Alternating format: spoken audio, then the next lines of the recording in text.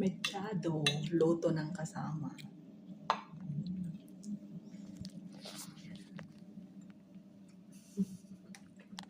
Nakakatikim ng ibang luto. Hindi lang puro salona.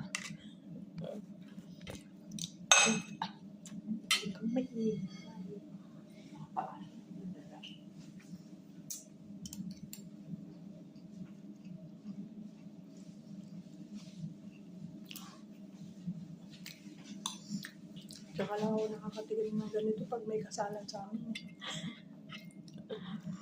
Pero pag lutong bahay, hindi. Nabimetsado yung nanay ko pag naisipan magbaboy.